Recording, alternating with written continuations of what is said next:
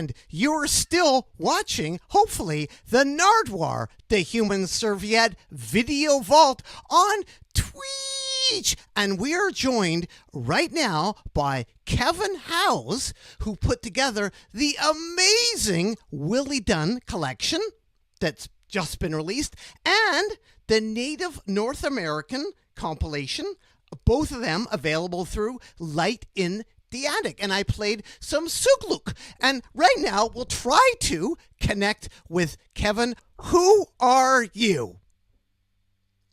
Voluntary in nature.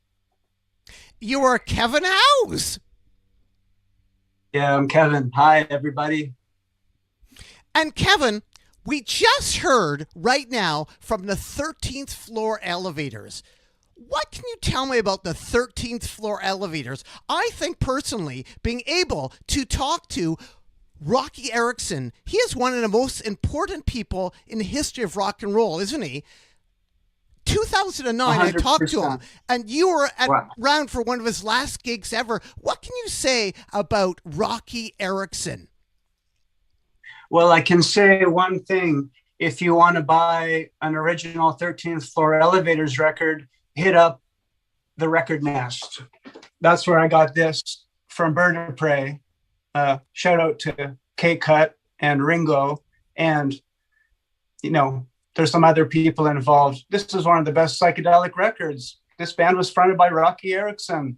I was honored to play records at the last 13th floor elevators gig at the Levitation Festival. Shout out to the Black Angels and all the other fine folks that are a part of Levitation. It was such an honor. It was such an honor to play music before Rocky's last gig, the original lineup of the 13th floor elevators. What can I say? And, you know, the Record Nest, they carry records of this caliber. I was curious, Kevin, we also played some Sugluk. You put out this amazing compilation a couple years ago, available through now, still through Light in the Attic. What can you say about the tune I played, Sugluk? Well, that's a band from the community, Sugluk, and it's in the Nunavik region. Some might know it as Northern Quebec, but this is a Inuit community, and the band is one of the most incredible rock bands anywhere in the world. And you can hear more about them and learn more about them in the liner notes to the Native North America compilation that I produced for Light in the Attic Records, with obviously the help of a great many. And I have to shout out all of the 24 artists and groups who were featured that let me work with their music. And, you know, it's a beautiful thing. This is an incredible group. So like the first time I heard Sugluk, it's on a 7-inch, one of the little records. You know, we'll save those for another visit. But I found this record. It said CBC right on there. And I was like, this looks interesting. I didn't know anything about it. So I put the needle on the groove like you did earlier. And I was like, boom. I like hit the floor. I was like, I'd never heard rock and roll like that before. And I wanted to learn more about it. So I looked online. I looked on the internet and I couldn't find out anything. So I put my Sherlock Holmes hat on and I tried to find them. And eventually I was able to contact the group. And it was an honor to meet George Hakayak. And I talked to Tayara Papagatuk, Mark Kajulik, Sandy Hakayak, Willie Kiatnak, some of the members over the years of Sugluk Band. And you just released and just put out this Willie Dunn collection. Creation never sleeps. Creation never dies. Willie Dunn. One of the songs on there is the Ballad of Crowfoot. It's so good. It's so incredible. And it's 8 minutes long. What can you say about Willie Dunn and the Ballad of Crowfoot specifically? 8 minutes. It's so good. It's like people can check it out right now. I guess they can get the vinyl version, but they can also check out the version on Spotify right now if they want to hear it. But what can you say particularly about the Ballad of Crowfoot? I was just blown away. It was incredible. Well, Nardwuar, the Ballad of Crowfoot, goes back to probably the late 1960s. It's before my time and maybe before your time. It was a ballad written about the Blackfoot Siksika leader Crowfoot, a very important chief in Indigenous history. And Willie learned about this chief through a book by Ethel Brant Montour as the writer. And he decided to write a song to honor Crowfoot. And it evolved into a film. Some people call it the first music video in Canada. We know that, music videos were popularized in the 1980s. You play them all the time. But Willie did an incredible film set to this song. He went to the National Archives of Canada. This is something I picked up with Lawrence Dunn, Willie's son, at the National Archives of Canada when we were doing research.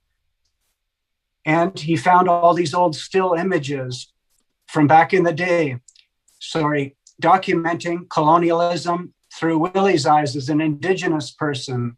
And he made this incredible award-winning film, The Ballad of Crowfoot, in 1968.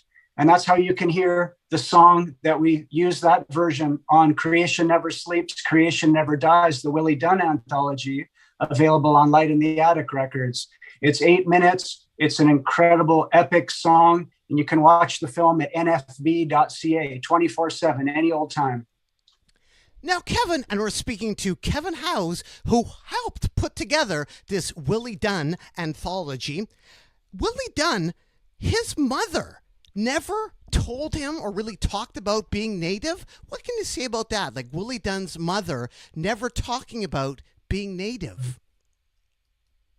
Well, that's a tragedy and an effect of colonialism, Nardwuar. As we know, Canada is a colonial construct based on the theft of land and the genocide of Indigenous peoples. Culture had been repressed. People they lost their language and culture, and they were told they were inferior by the RCMP, by the Canadian government, by colonizers. So this is a very, very, very unfortunate crime that's happened. That still there needs to be much reconciliation, and also much more than that has to occur. So when Willie grew up, his family, his mother, who was from Restigouche, that was the community where Willie's mother grew up, and came to Montreal with Willie's father. And Willie was born. So he had an Indigenous mother of Mi'kmaq heritage, and his father was originally from England. So they didn't really celebrate the Indigenous part of their family, unfortunately. I learned about this by talking to Willie himself and Willie's family. His brother, John Dunn, told me a great story about this, a very heartbreaking story, but also one that led to some great awareness in Willie later in his life and the rest of the family. So these stories that I've been very blessed to hear and be able to share appear in this Willie Dunn Notes newspaper. Now, this is the insert to the Willie Dunn Anthology. So you can learn more about it. We can read all about it in the Willie Dunn Notes. Kevin, Cipriano, Light in the Attic, House, Willie Dunn. When he got letters, he always didn't follow up on them. Did Willie Dunn really get letters from like Loretta Lynn, Johnny Cash, etc.? Yeah. Yes, he did, most definitely. Willie, like I said, his film in 1968 became a landmark in cinema history. His songs were as good as anything on the radio. He didn't have the major record label support at the time, nor interest, because he felt that he had record labels coming at him. They wanted to sign him, but they also wanted to change his image and portray something that in his heart he didn't feel that he was. So he stuck to his guns, he stuck to his vision, and he started working with grassroots organizations like the White Roots of Peace out of the Longhouse in Akwesasne Notes. We see this album. This is Willie's second album with a beautiful artwork by John Fadden, Cojones. It has the Ballad of Crowfoot on there.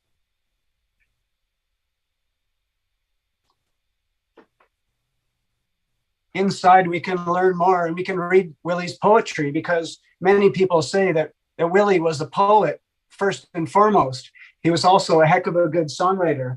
So he wanted to affect people and his people in a positive way. And I don't think the record industry of the 60s, 70s was set up to help him achieve his goals in connecting people, instilling pride. This is what Willie Dunn did through his music, through his films, through his activism, through his resistance, and through direct action. Kevin Howes, I was curious about Willie Dunn. He really went in. Like, he was not afraid to speak to the Queen or the Governor of Maine. No, he wasn't afraid to speak to anyone because he loved people and he wanted to help to lift everyone up. And that, especially today in 2021, what we need to try to do with everyone out in the stream, everyone listening, we have to help lift each other up, right? That's what we have to do. Yes, it seems easy, but it's harder than you think. Unfortunately, Nardwuar, I don't know if you know this, I think you might, but Willie Dunn passed away in 2013.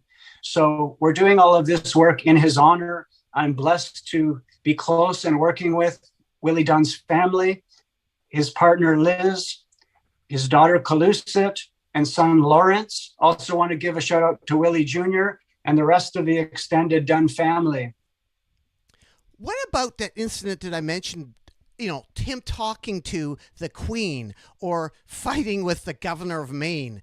What can you say about those incidents? Because they're pretty incredible. Well, I feel like I'm on like Oprah or something right now. And, you know, like when Oprah would ask a question like that, or Jimmy Fallon, or all these hosts, not Nardwuar though, of course not Nardwuar, but it's like, just read the book, right? So I would say, Willie Dunn notes, okay, this is available to anyone that wants it. Outside of the record, yes, it comes inside of the vinyl record of Creation Never Sleeps, Creation Never Dies. It also says, right here, it says free or fine print with a shipping fee. So I'll mail a copy of this to anyone in the world. If you cover the shipping, it's a 24-page newspaper with incredible contributions and stories like the one. It's rumored that Willie Dunn said to the Queen of England, who unfortunately just lost her husband, "We are not your children anymore," when Willie met the Queen at a line greeting in the early 70s while filming an incredible film called The Other Side of the Ledger. So the Queen was in Canada to celebrate the 300th anniversary of the Hudson's Bay Company. So there's a lot of deep history here, Nardwuar, as you know. So these are just some little tidbits of things you can learn about here. You can hit me up at Voluntary and Nature. You can hit up Lawrence Dunn through Instagram as well. And we'll all help to get you this. There's also a PDF as well that's available. So if you don't want the newspaper, you can have a digital file if you'd like to learn about this history and listen to your Spotify or listen to your YouTube.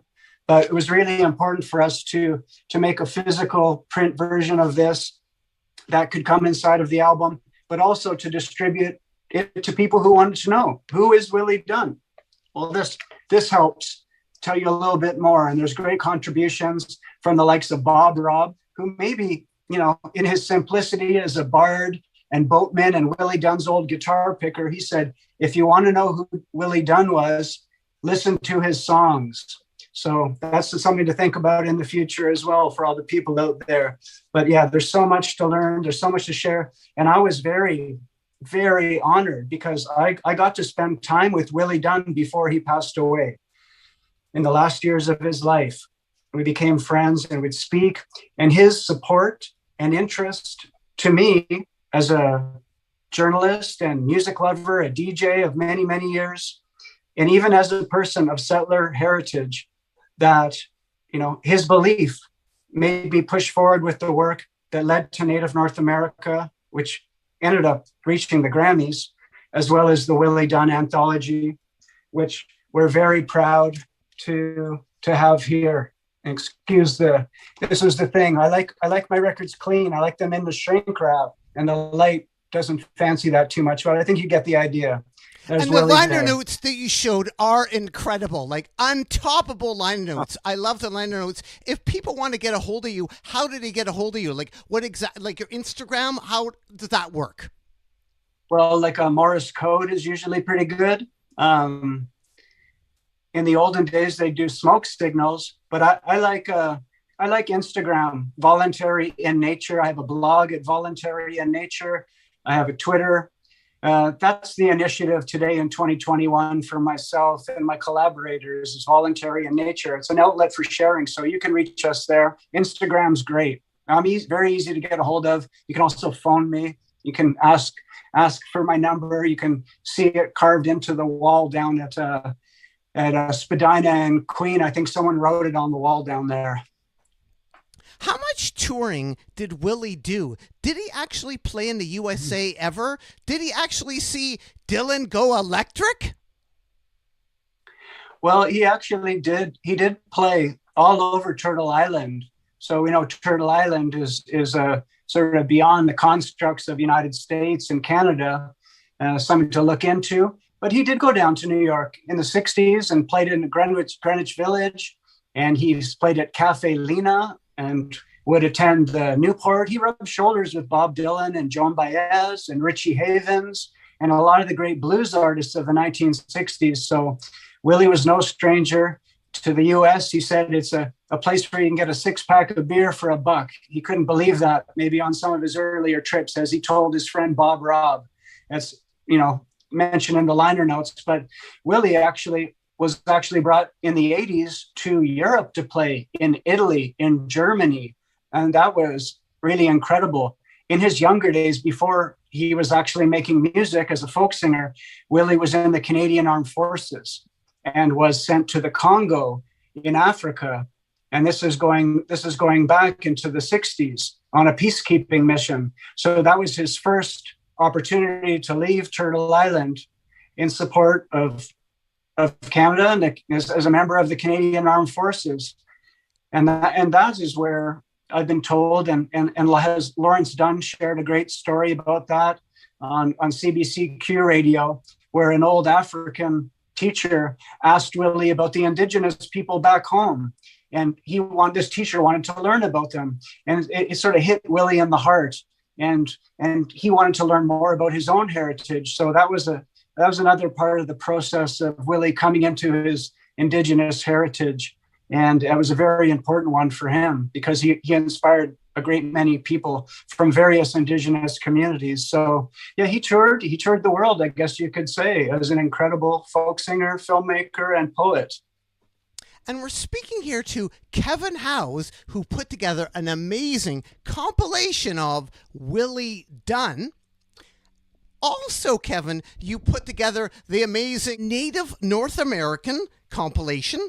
So cheap. And one of the bands profiled on there is there we have 1 versus 1. Is the Chieftones on there. And then also you reference the Mighty Mohawks. What can you say about the Mighty Mohawks? Well, that was a country group that came out on ARC Records. In the 60s, they were one of the few Indigenous artists from Turtle Island who were having their music on vinyl in a country, folk, and rock style. The Mighty Mohawks were doing more of a country thing. But these were the first Indigenous artists playing folk, rock, and country. That's what Native North America gets into. It wasn't traditional music. It's not powwow music. It's not Inuit throat singing. It's folk, rock, and country performed by incredible Indigenous artists. So that's the Mighty Mohawks from the Mohawk Nation on ARC Records, an incredible old school Canadian country record label. So shout out to ARC Records, ARC, not to be confused with RC. And we're speaking here to Kevin Howes. Where are you right now, Kevin? Where are you right now? Usually I try to play a little sly with you and say we're speaking from an undisclosed location. But for today's discussion and for all the people out there on Twitch who are desperate to know, no, I'm joking. I'm talking to you from Midtown Toronto. And I was curious, could you find that Jason Hoover 8-track and some Salome Bay and some Beverly Copeland as well? I'd love for you to find those.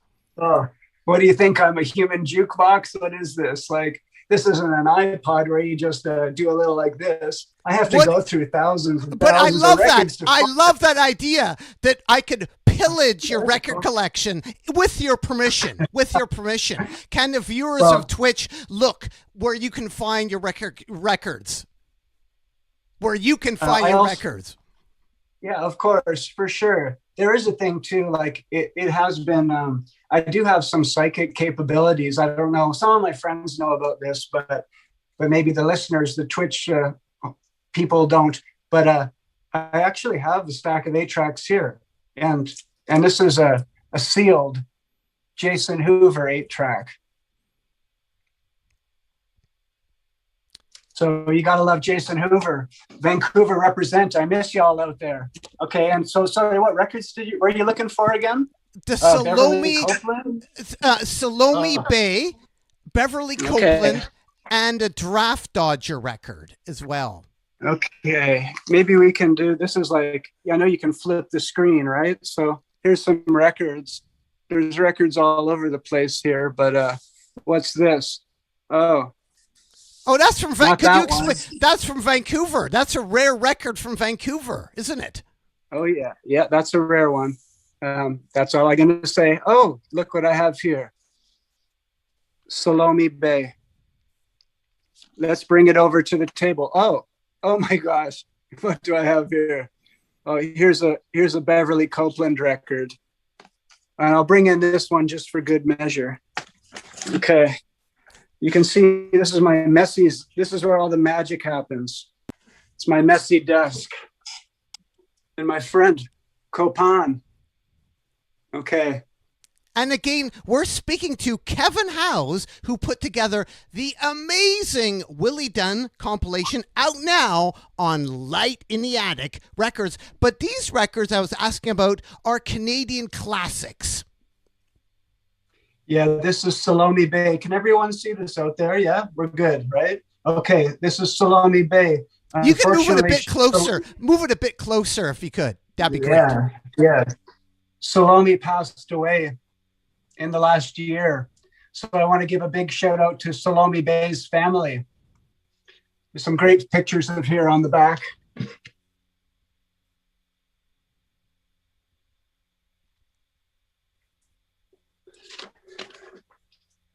So Salome Bay is an incredible singer, part of the Bay family, Andy Bay. These are trailblazers in blues, soul, jazz, vocal. Salome Bay is the queen, right? You got to know, Beyonce, you got to know Salome Bay, all right? Peace. Canadian, and she was part of the Bay Sisters as well. Yeah, the Bay Sisters. They had her husband had a restaurant, a jazz bar called the Underground Railroad, which is a very seminal place in Toronto, a gathering place for the Black community, for jazz lovers. Like, the history is deep and it should be shared. So listen, learn, and share. We have to have fun too, right? So now this is Glenn Copeland.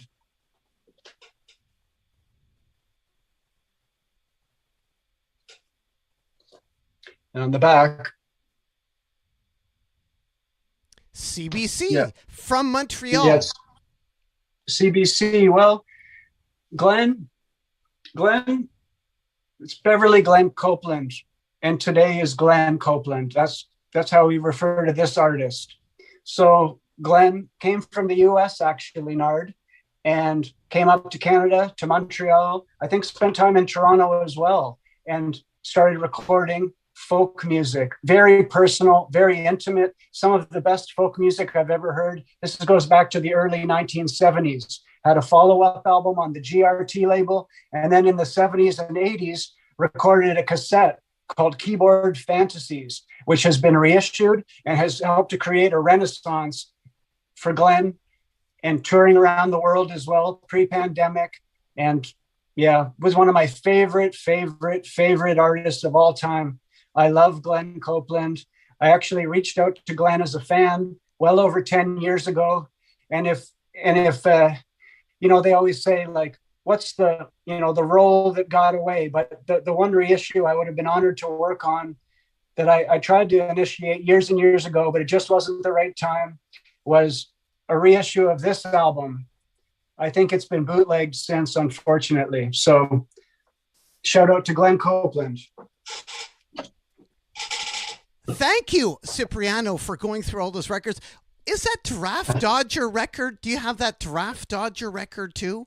Because I saw you had a Draft Dodger record. Yeah. And again, we're speaking here to Kevin Howes, record collector, compiler of amazing records available through Light in the Attic.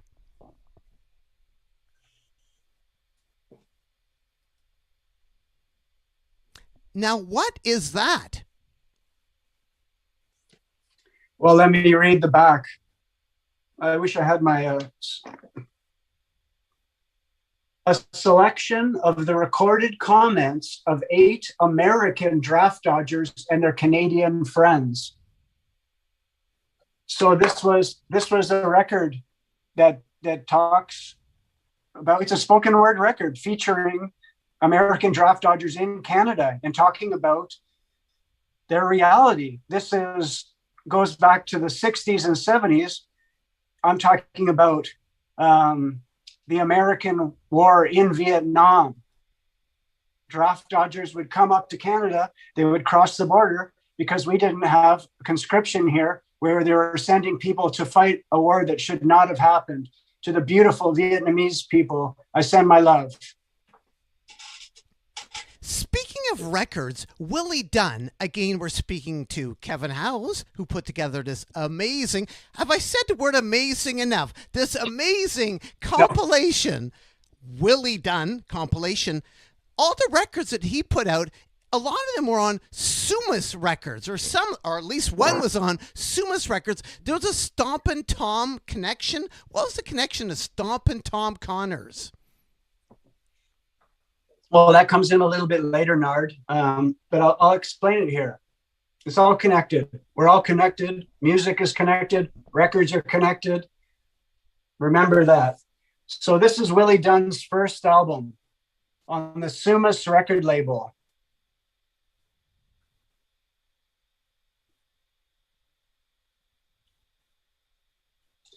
There's a great line on the back here. See if I can find it. I think I need my glasses. Yes. It says that Willie Dunn, he turned in his rifle in exchange for a guitar and started playing folk songs. So I told you earlier that Willie was in the Canadian Armed Forces, and when he got back, he had to hand in his gun. And he picked up his guitar again and started writing the songs on this most incredible album, Willie Dunn's first album. What was the distribution like back then? Where would Willie sell his music? Was it in record stores? How was Sumas doing for that? Well, they weren't doing very well. And I've heard that Rough Trade Records in London, England doesn't have the Willie Dunn Anthology right now. So we want to get that over to our good friends in London. This was Willie's second album on the Kotai label, another independent Canadian record label.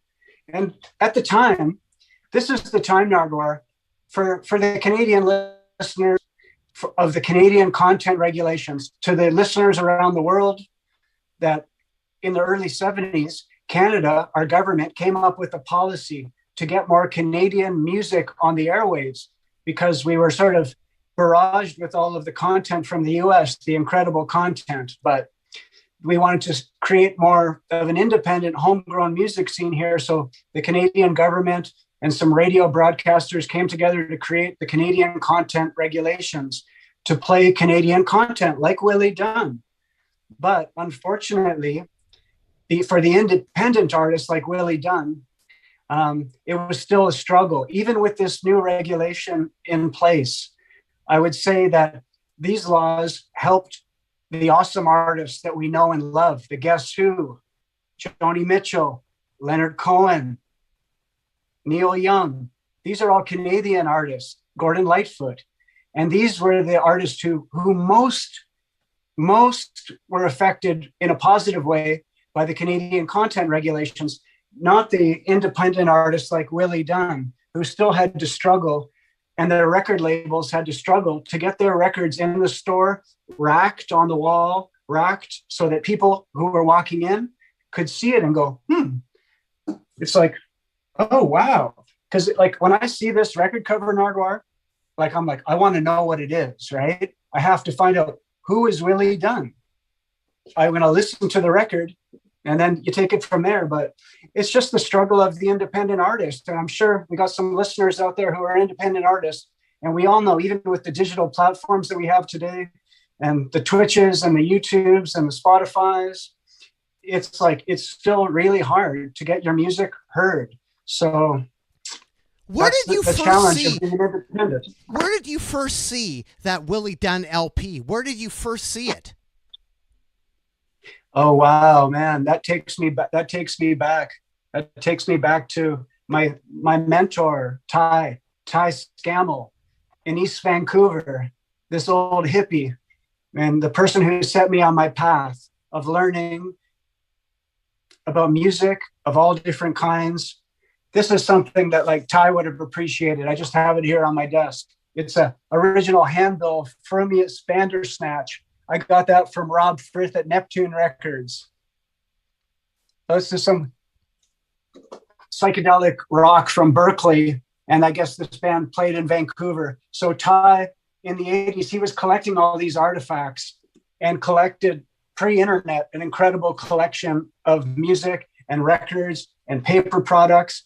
And he was selling records at the flea market. Later, we became friends and I got to go to his house. So one day I was at Ty's house looking for records. And, you know, I can say it now that it's legalized because back then it wasn't, but we'd smoke a little grass, we'd drink a little whiskey, and then I'd dig through the records. And one day when I was digging through the records, I came across this album, Willie Dunn's second album. So what I did was I listened to the record, man. It sounded awesome. And when I heard the Ballad of Crowfoot, something went on in my head. And I was like, the Ballad of Crowfoot, I know this song. I remembered my high school days, 7 or 8 years before. In English class, my teacher had played me the Ballad of Crowfoot on film, on VHS tape in class. So I was like, I put it all together and I just started trying to learn more about Willie Dunn. So yes, years later, Willie recorded different albums. I showed you 2 and there's a couple more here. So Willie Dunn recorded The Pacific in 1980. And this came out in Canada through Boot. That's Stompin' Tom's label, what you were mentioning earlier. But this one came out on the German label, the Trikont, the German label who put out Willie's music in the 80s. And this was his follow-up, The Vanity of Human Wishes. There's a great picture of Willie on the back in Montreal on his stoop. So those are Willie Dunn's main albums. Kevin, I was wondering about the German record. It took 6 years to come out. Like, for instance, he released it in Canada, and then it took 6 years to come out in Germany? No, actually, no. He did his albums in the 70s, and then there was a big gap between his albums. And what he was doing was working for the people. He was playing folk festivals. He was touring the land. He was making films. He was raising awareness about the issues that were happening in James Bay, where the Quebecois government wanted to flood the traditional Cree and Inuit lands. So Willie Dunn was resisting this colonial oppression and connecting with Indigenous people all across Turtle Island, starting initiatives like the Native Alliance for Red Power out in Vancouver with Tony Antoine.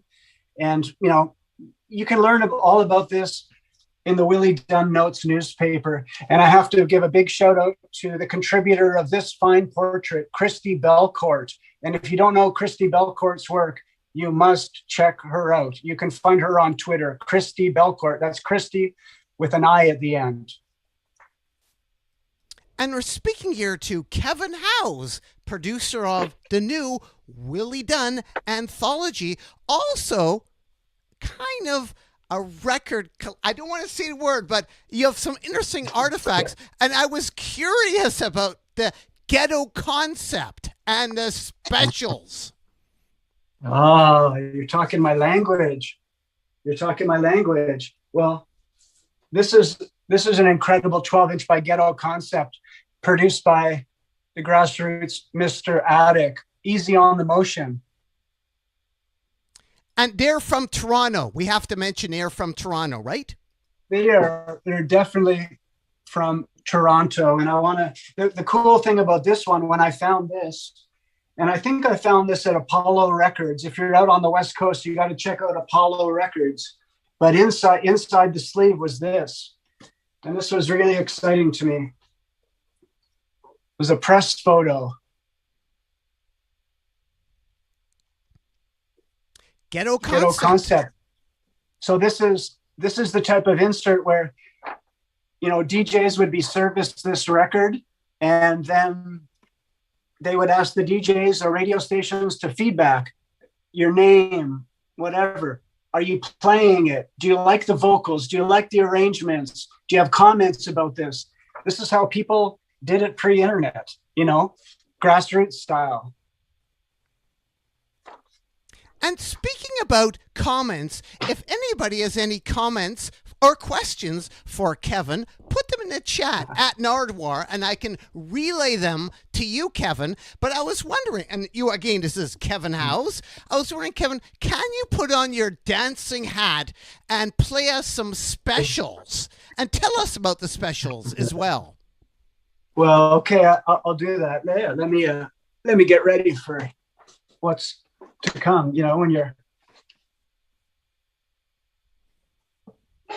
I love the specials, man. What can I say? This is my tribute to Ranking Roger. Shout out to Non-Native in Tokyo, Japan.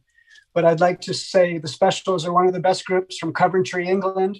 You got to check them out if you don't know it. They created a genre called two-tone with the keyboard player Jerry Dammers and all the rest of the specials. This is their first album, an original British copy.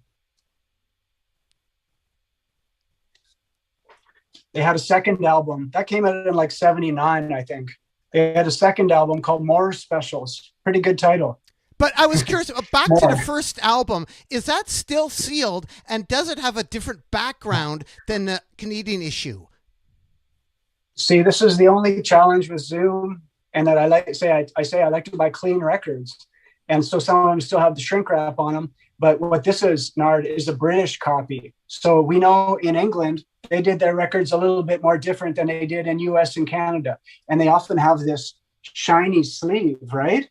So this is an original copy. It's not. That's the back of it. It's just shiny. You could eat off of it. But this is the second album, More Specials, also a British copy with this shiny cover, right? But one thing that's super cool, in Canada, they had a different cover altogether. So this is, and once again, this has a shrink wrap on it. So More Specials, Canadian copy, More Specials, original British copy, a different picture altogether. Look at JB there. He's a little blurry. You can't even see him. But I like this one. That's the Canadian original. And a different girl on the cover. There's a girl on the cover.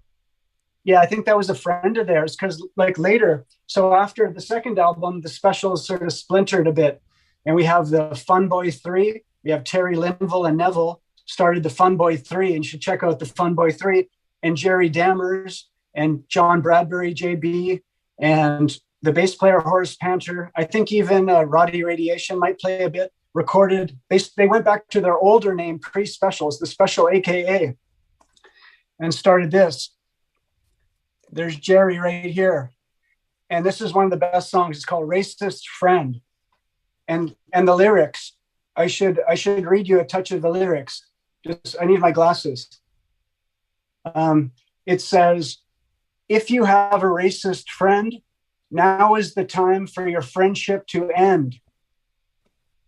And I'd like to say that again for all the Twitch listeners. If you have a racist friend, now is the time for your friendship to end. But in the meantime, you also have to get them out of their ways, you know? We need peace, love, and unity today. So this is the Special AKA album. And recently the Specials did reunite without Jerry Dammers. Yeah, what did you think of that? Yeah, what did you think about the Specials without Dammers? I love Jerry Dammers. He's a big inspiration to me in cultural unity and bringing people together. And I want to give a big shout out to Jerry Dammers. That broke my heart, actually, Nardwuar, that they couldn't get it together, that they could all tour together. Since then, the drummer, John Bradbury, has passed away. Neville Staple, he has some health issues, so he can't perform and run around like he used to back in the day. I hope maybe in the future still the Specials can still come together. So Jerry's doing his own thing, and Linville, Terry, and Horace are doing a version of the Specials, which actually is awesome. They did an album a couple of years ago called Encore, and I did have my reservations, but live in concert and on album, you gotta keep rolling with the Specials. And big ups to Jerry Dammers as well. Come on, fellas, get it together. You have some specials for us. You're going to play some specials. What are you going to play for us coming up? What are you going to play? Well, I'm going to play a thing, actually. I'm going to play a rarity. I'm going to play a rarity that came out on Record Store Day a few years ago.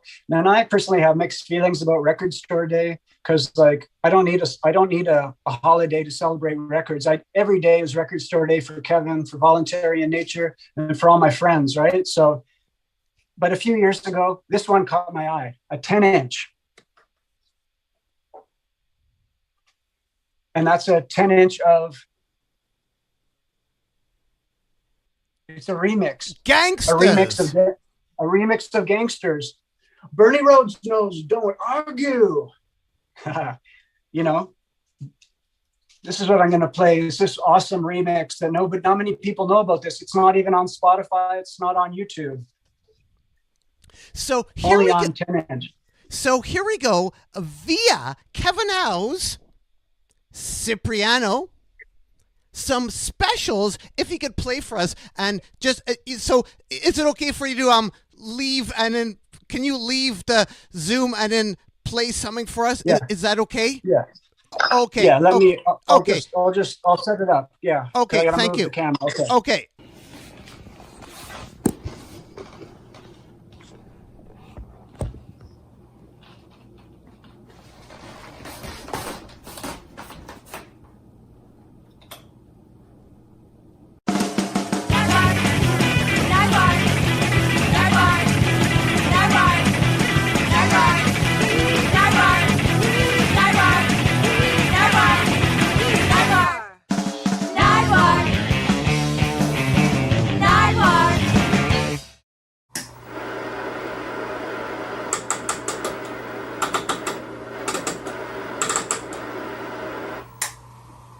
Amazing dancing there, Kevin.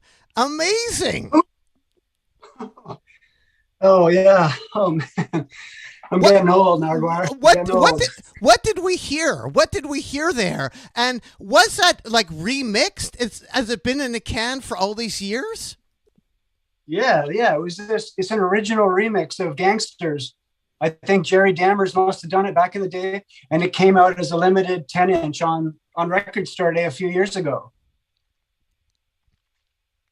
It's called the Clangsters dub. And you, Kevin Howes, are compiler of the Willie Dunn creation.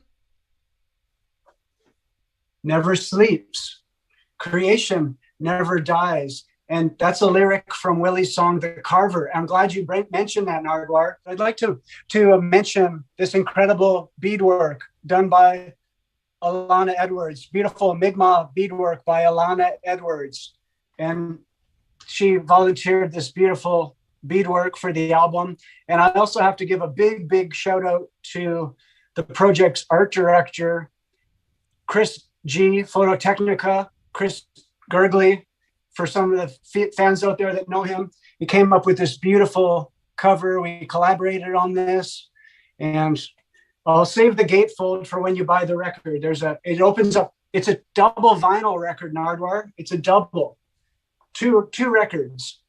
Oh, it is 2 records. Incredible. The Native North American was 3. It was 3, but 2 is amazing. And how has reception been for this record? Amazing. I don't even have to ask. I saw like an 8.7 on Pitchfork, but I saw some reviews for some older Willie Dunn stuff, like the Cold Journey movie, where the reviewer said at least eliminated Willie Dunn and his dumb song. What the hell? What was going on there? Could you explain? It just speaks to the racist nature of Canada and the brutality of the colonial mass media, and at times the government and many citizens. So Cold Journey was a movie that came out by the National Film Board in the mid-1970s. It directly spoke of the residential school system in Canada, where Native children were taken from their homes, stripped from their families, had their hair cut, forbidden to speak their language, practice their customs. And this is what happened to thousands and thousands of Native children, and thousands of Native children died through this barbarous crime. So Cold Journey was a movie made in the 70s to raise awareness about this. And I hope the listeners are aware of this brutality, because, we have to share the love with our friends and our Indigenous neighbors and friends and families, because this is unacceptable. I'll show you the poster for Cold Journey. That's on the resources section on the back of the newspaper. But this was a movie that came out. Willie Dunn did the soundtrack. It tells the story of a young boy who ran away from this residential school and died going back to his family in winter along the railroad tracks. And this is loosely based on the story of Chani Wenjack. So many people know about The Secret Path. Gord Downey from the Tragically Hip made this album called The Secret Path to honor and raise funds for the Wenjack family. And Willie actually was singing about that almost 50 years before.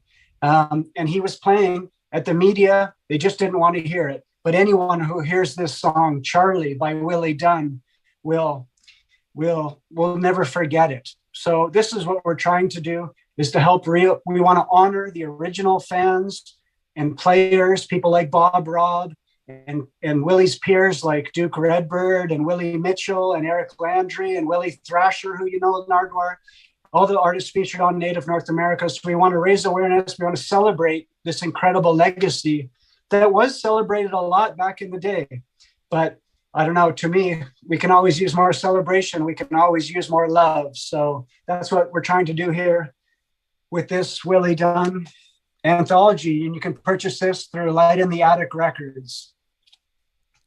Duke Redbird, he was on the other anthology to put together, Native North American. Yeah. What can you say about Duke Redbird, or even Willie Thrasher, or Alanis? This is fun. I like this. I like sharing. Voluntary in nature, an outlet for sharing. This is a picture of Duke Redbird. That's Duke in the mid 1960s. He's a poet, and he's my friend. I want to say hi to Duke. If you're out there listening, if you're twitching with us tonight, this is one of Duke's old books called Love, Shine, and Red Wine by Duke Redbird.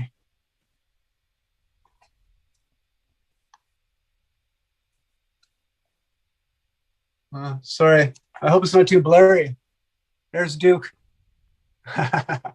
And Duke just put out a brand new book. The poetry is incredible. You can hear his poem Silver River on Native North America. This is Duke's new book. It's Duke Redbird Poetry. From Canada. From Toronto. That's Duke today. Elder Dr. Duke Redbird. Wolves don't live by the rules. No, they don't. I don't know if you ever met any, but they don't. That's a song by our friend Willie Thrasher. We want to give a big shout out to Willie Thrasher and Linda Saddleback and to Jesse and all the family out there in Nanaimo. This is Willie's first album, Spirit Child, which was recorded through the CBC, the Canadian Broadcasting Corporation. It came out in 1981, and we reissued this a few years ago with an updated cover with a beautiful photo of Willie on the front. And you can also get that through Light in the Attic Records. This is the original. And Willie is from Inuvik, Northwest Territory. He's an Inuvialuit singer. And that's an Inuit person from the north on the west coast, Inuvik. We got to go and play some shows there a few years back. I got to listen to Willie rocking out at the Igloo Church, where just a stone's throw from the residential school that he was sent to. So Willie, unfortunately, is the residential school survivor. He's not also a residential school survivor, Nardwuar. He's a residential school thriver.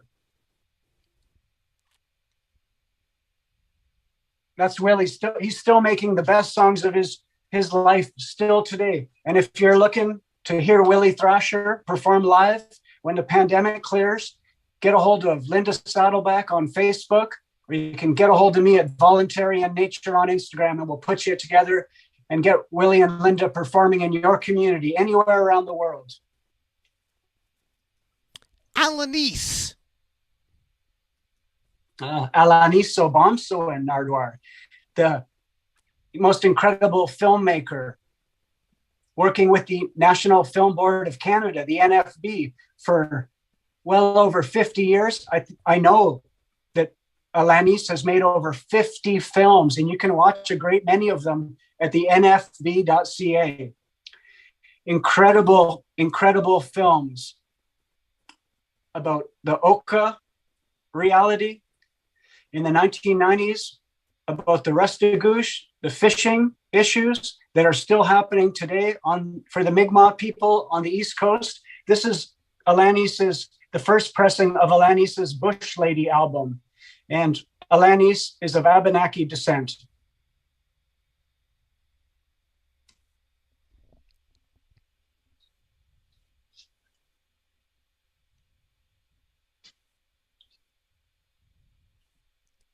What is her relationship with music? Like, does she do a lot of recording and a lot of filming? What is her relationship with music?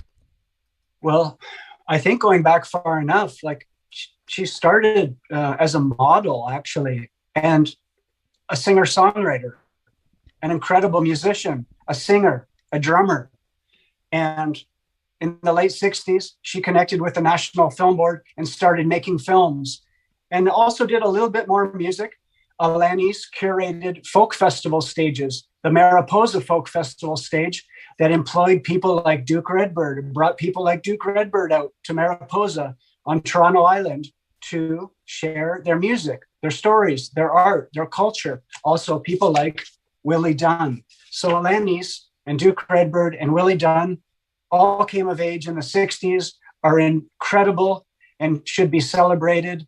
These are some of the most incredible creators anywhere in the world. And we're honored to know about their music and try to learn more. It's incredible. Willie Dunn, was he really poisoned? Well, there are very serious,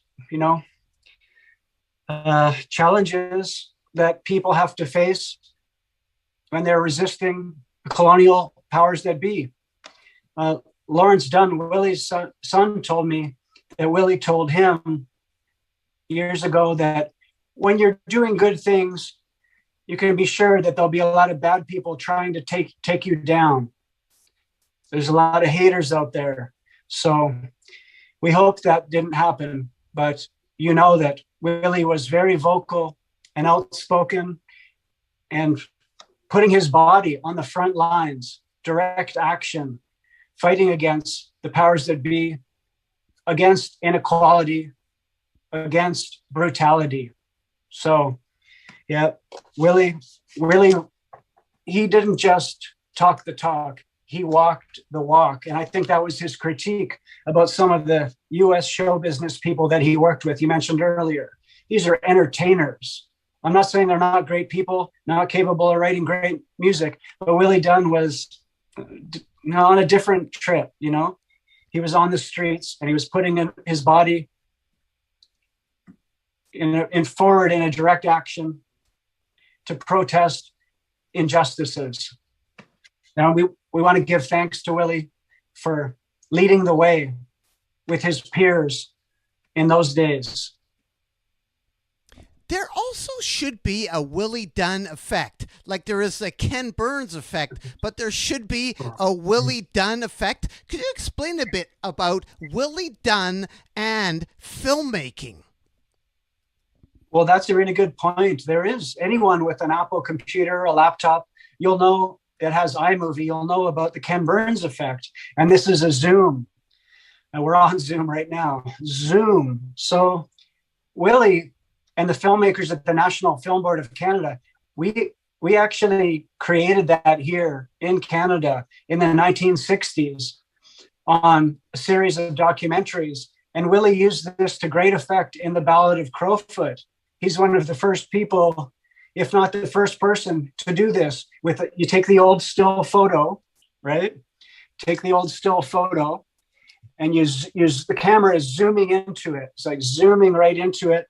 And it's an incredible device featured in Verite and documentaries that was developed by the likes of Willie Dunn at the National Film Board. And Ken Burns, I know as a young film student, would have been watching National Film Board documentaries and would have noticed this incredible technique and adopted it into his films. So that's a little bit about Willie's trailblazing efforts. It started way back in 1968 in the Ballad of Crowfoot.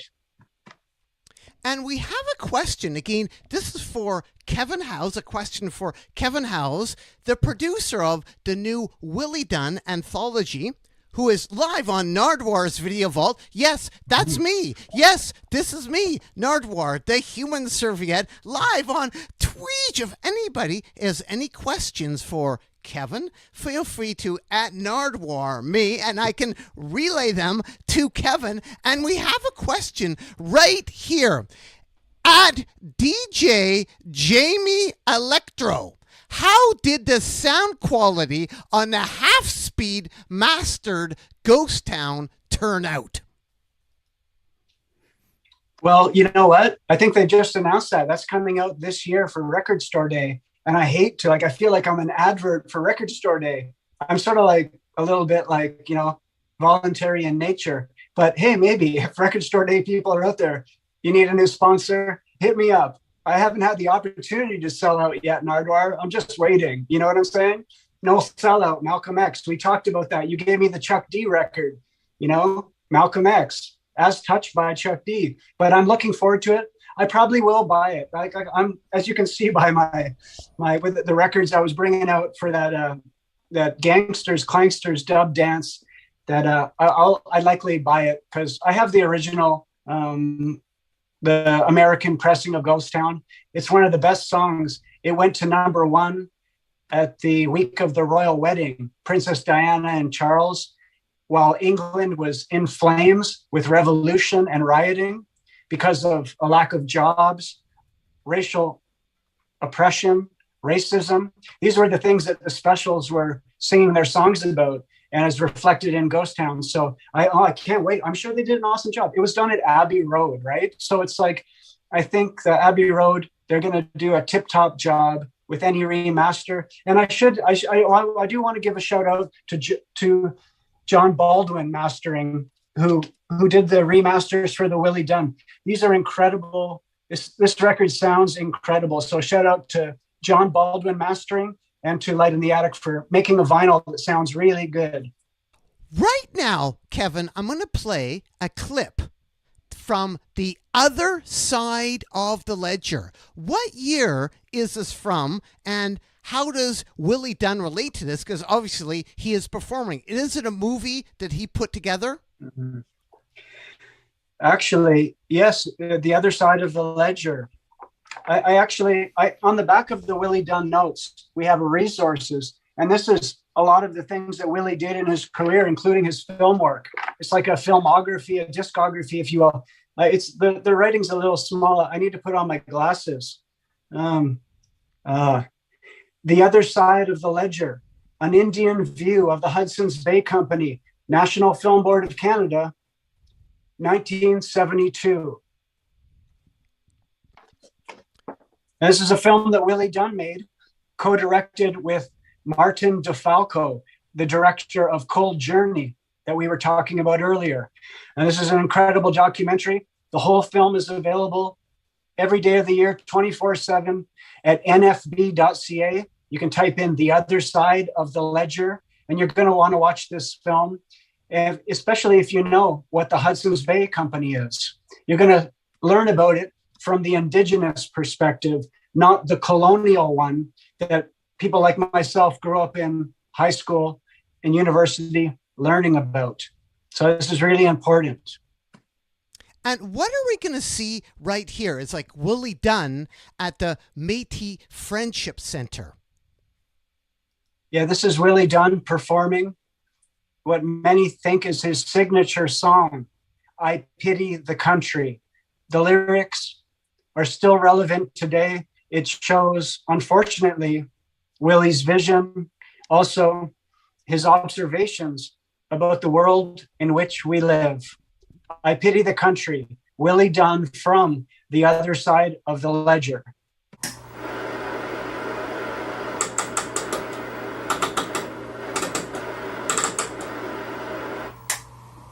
This is Nardwuar's Video Vault with Voluntary in Nature. And what did we just see there, Kevin? Oh, wow. It's that was Willie Dunn performing his original composition, his poetry, his guitar, his being, I Pity the Country by Willie Dunn.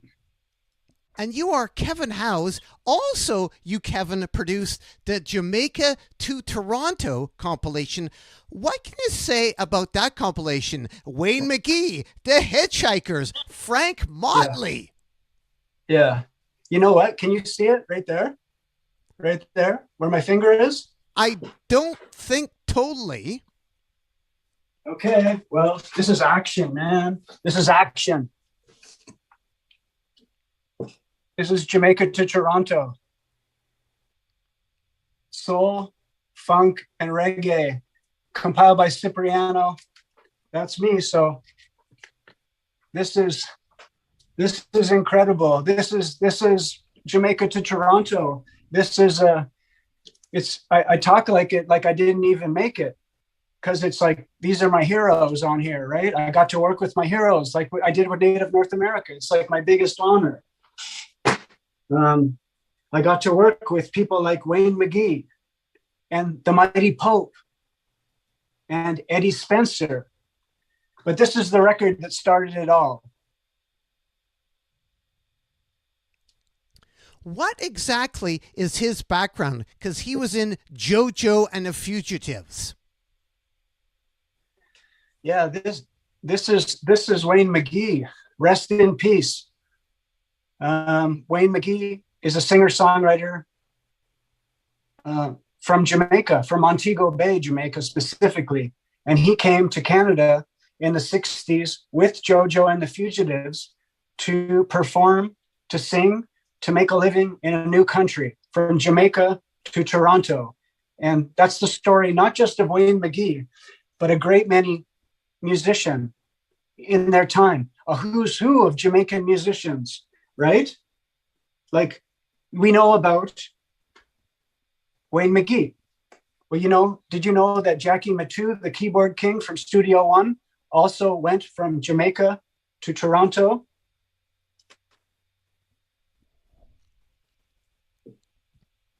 Where'd you get that record? Where'd you get that?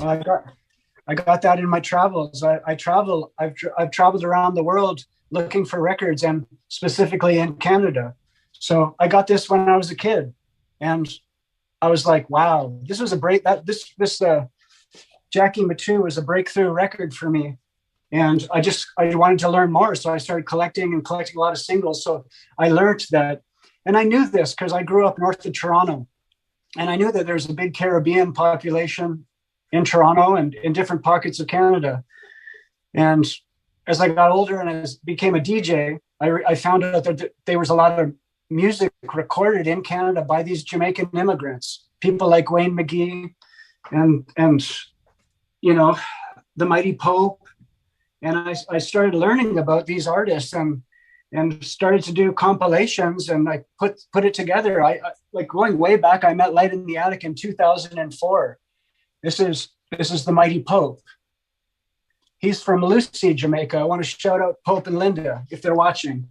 It's like, I don't know, it's just a beautiful thing. And I don't know, I had a background as a DJ and a music journalist, and I started making reissues for Light in the Attic Records, helped to build their label.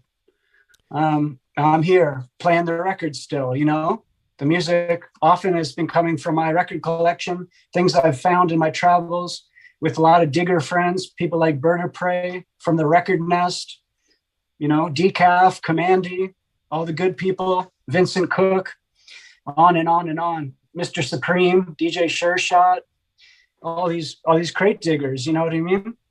Some people say we're crazy, but Jamaica to Toronto, it's unfortunately been out of print for a long time, and it breaks my heart because, like, especially the Torontonians and the Canadians, they'll know, like, Toronto has grown so much since 2006. Like, Jamaica to Toronto, that came out in 2006. Referring back to Wayne McGee, JoJo and the Fugitives, Frank Motley, the Hitchhikers, and Jackie Shane, how does it all connect? Like Jackie Shane, can you explain the legendary Jackie Shane connecting with Frank Motley, the Motley Crew, the Hitchhikers from Toronto? It's deep. It's deep. Like, I could write a book about this stuff. We could make a film about it, Nardwuar. Like, it's so crazy to try to stick it into this little thing, but I'll try my best. And I hope I'm not boring everyone out there. I'm really trying my best. So Jackie Shane came out from the US. This is a transgender artist and came to Toronto and performed R&B, funk, soul in the 60s. Incredible performer, memorialized on a record, and Jackie Shane Live with the Hitchhikers, and Jackie Shane's music. Jackie also passed away. We're losing these artists. So while they're with us still, we have to thank them and send our love to them. We got to help them any way we can. Putting out a reissue is only one step of the equation. We have to connect. We have to offer stages. We have to get money into their pockets. Because in a lot of the cases, these records I'm showing you, these artists didn't make money from their records back in the day. Unfortunately, however good they were, a lot of them fell through the cracks. So Jackie Shane was working with the Hitchhikers, Frank Motley. This is a record by Frank Motley called Chip Dip. Shout out to James Burney, Chip.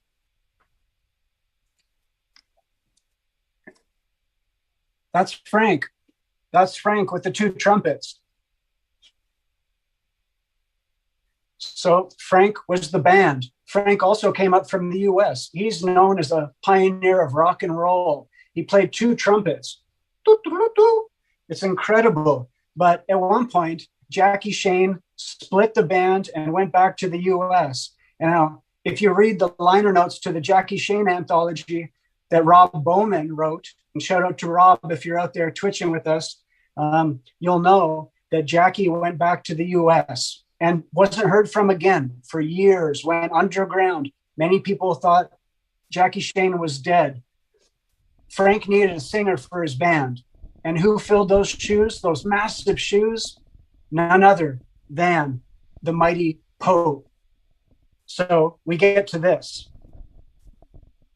Frank Motley and the Hitchhikers featuring the Mighty Pope.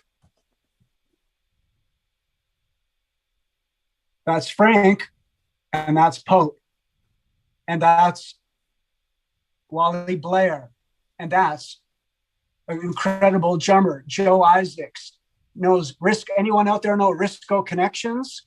And this is the mighty Val Bent, rest in peace. And here we have Chris Scarcera. So this is the Hitchhikers.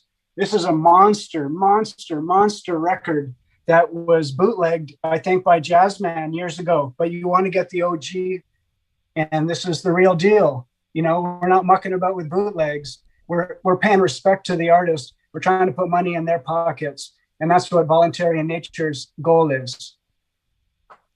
This new record... Later, oh, sorry. Continue on.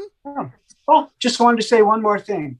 That later, like Pope, so he took over the Hitchhikers. And then later, Wayne McGee joined the Hitchhikers, and they made an incredible single called Mr. Fortune. That's featured on Jamaica to Toronto. That group split up. These were the days they were working, they were drinking, they were partying, they were trying to make ends meet. They were going fast and furious. Years later, the Mighty Pope signed one of the first major label record deals for a Black artist in Canada and released this album on RCA, The Mighty Pope. And this became a big hit in England in the Northern Soul community with the song If You Want a Love Affair. Now, I want to give another shout out to the Record Nest, who supplied me with this recently. We saw the Jason Hoover 8-track earlier, right? Well, check this out. The Mighty Pope 8-track. The Mighty Pope album, The Mighty Pope 8-track. The Mighty Pope album, The Mighty Pope 8-track. Big shout out to Earl, The Mighty Pope. Incredible from Cipriano Kevin Howes, producer of Jamaica to Toronto, the native North American, and a brand new Willie Dunn compilation, Creation. Creation never sleeps, creation never dies. A phrase penned by none other than Willie Dunn himself on his song, The Carver, a tribute to the late great carver, chief, and knowledge keeper Mungo Martin. And we have a question for you, Kevin, from Timmy Bod. And Timmy asks, what's Kevin's favorite city for crate digging? In the world or in Canada? No, I'd say it's got to be, that's such, Vancouver and Tokyo. For Kevin Howes. For Kevin Howes, Cipriano. And Cipriano, you also, I've talked a lot about, the amazing record, the Willie Dunn compilation, Creation. Mm-hmm. Never sleeps, creation never dies, the Willie Dunn Anthology. The liner notes are incredible. Could you show the booklet that inspired it all? Like, the booklet that you made is untoppable. I think it should win a Grammy. It will win a Grammy. It's amazing. Could you explain a bit about the booklet? There was actually a booklet in the record, but it was inspired by another booklet. So this is what we put together for the album, Creation Never Sleeps, Creation Never Dies. This is a 24-page newspaper filled with poetry, letters from the family. Big shout out to Liz, to Lawrence, to Calusit. Big shout out to Bob Robb, who wrote the essay in the front here. Big shout out to Christy Belcourt, and a big shout out to Chris G, Phototechnica, who helped me design this, who is the graphic designer and art director for this project. So with these projects, Nardwuar, that we've been doing for 15, 16, 20 years, I like to honor the era of these original records, right? Like the original vinyl records. This is what we want to pay tribute. We want to thank the artist for affecting us in a positive way. We love records. We love culture. We like tactile things. We also love digital, but we want to pay honor and respect to the artist, the era, how they shared back in the day. So Light in the Attic, they make vinyl records. And with the Willie Dunn Anthology, we decided it would be a great idea to make a newspaper. Instead of just your old little liner note booklet or an insert, we can make a beautiful newspaper that pays tribute to that era. I knew as a student of history and culture and artifacts, like when I do these projects, I dig back into the past. I watch films, I read magazines, books, I connect with people, I look for artifacts. And in my travels, I knew about this stuff from 20, 30 years, right? Also because I was a journalist at a newspaper, the old hippie newspaper of the 60s, the Georgia Strait. So I knew in my travels about counterculture newspapers, Black Panther newspapers, radical newspapers, Native newspapers. And there was an incredible Indigenous newspaper that came out of the Mohawk Nation, the Longhouse Akwesasne Notes. So Willie Dunn was actually a part of Akwesasne Notes and their traveling college called White Roots of Peace. This is where they would share knowledge. So this is an original copy of Akwesasne Notes.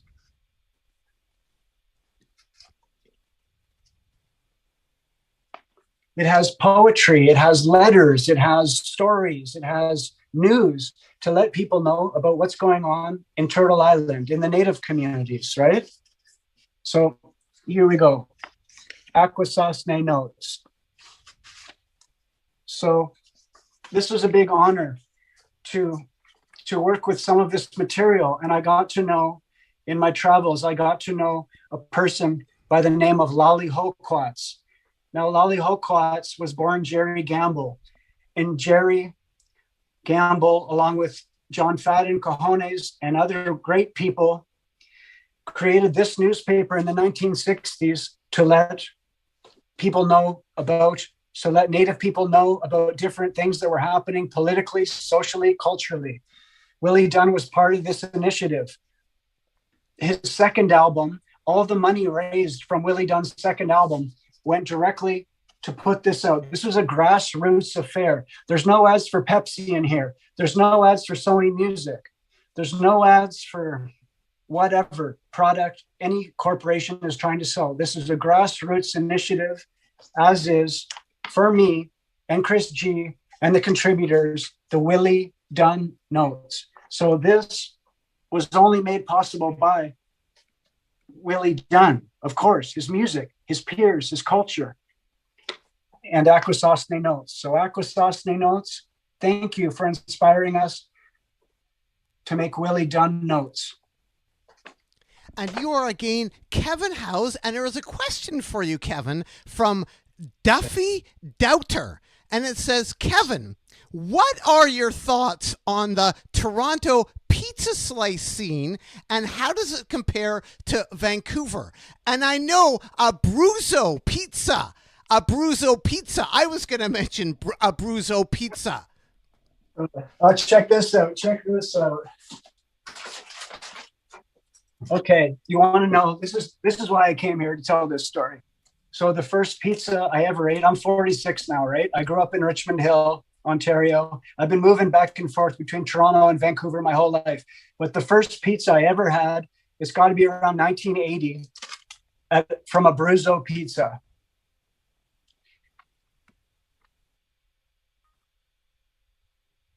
It's still active. It's in Richmond Hill on Yonge Street, a block from a shopping mall, Hillcrest Center. So I love Abruzzo Pizza. Unfortunately, though, I don't know if I should say this, but they actually had, they closed temporarily. They had a COVID-related scare there, and they had to shut down. But they're open. Abruzzo Pizza back open for business. I wish health and well-being to everyone at Abruzzo Pizza and all the people around the world that are dealing with the pandemic. We know that one way that we can be healthy is by eating good food, like pizza, right? Shout out to Cole. Duffy Doubter, though, the question was specifically, what are your thoughts on Toronto versus Vancouver? The Toronto slice scene, how does it compare to Vancouver? One time I was walking down the street in Toronto. I looked down. I saw a dancing bear. I was like, yo, dancing bear, what's up? I told him, I said, I'm on the way to my favorite pizza slice place in Toronto. It's called Bitondo's. It's on Clinton Street. It's right around the corner from Soundscapes. Do the listeners know in Toronto, Soundscapes is closing down after over 20 years in business, the best CD store and supporter. So I want to give a big shout out to Soundscapes and their transition. I love, honestly, pizza in Toronto. It's incredible, but I like the old pizza that I got from my next door neighbors, Nona's, back in the day. But Bitondo's #1. And in Vancouver, back in the day, the Pizza Wars, Duffy, we know about the Pizza Wars in Vancouver. I was the big fan, this is very controversial, of FM Classic Slice. I know there was 2 pizza places right next door to each other, FM Classic Slice. And to be honest, I don't even remember the name of the other place. This is at Seymour and Pender, right? So you all know about the Pizza Wars in Vancouver. The slices were 99 cents. If you can believe that, pizza for 99 cents. But I like FM Classic Slice. But Bitondo's in Toronto, it's a different thing. It's a bigger slice. It's more substantial. It's upwards of $5. I give a tip, right? So it's $5 a slice at Bitondo's. So Duffy, today, my friend, next time you come to Toronto, and Quasibot, if you're out there, I owe you a slice at Bitondo's. The Brute Choir also asks, can you ask Kevin if he's ever interacted with the great Igaluk band Northern Haze? Ooh, I have not personally, though I have had their record over the years. But I want to shout out to Jason Flower out in the West Coast, Victoria, I believe, today. And he has a little record shop, Supreme Echo, you can check out. And he helped to reissue Northern Haze. I think this is an incredible band of heavy metal rock and rollers. If I was at a Northern Haze concert, this is what I'd do. I'd light the flame. But, you know, this is an incredible band. If you love heavy metal, check out Northern Haze, Haze. And we have a question from DJ Lowkey, who asks, loving all the history and great perspectives on Canada, are there any newer artists that you'd recommend we check out right now during their early stages of their careers? Oh, early stages. You got me. Because I'm an old timer. You got to know, right? So I think the best thing that I've heard recently was actually an initiative by my friend RC and some collaborators along with Frank Dukes. And they put out a library record by the Regent's Park School of Music, the young kids from the Regent Park community of Toronto. Big Daddy Kane used to rap, "The children are the future." A riff on the Whitney Houston, "Teach them well and let them lead the way." So I want to give a shout out to all the children, the youth of Eglinton, but also the youth of Regent Park, who are featured on this incredible library album, Regent Park School of Music. Frank Dukes, shout out to Frank Dukes, and shout out to RC for making this incredible initiative happen.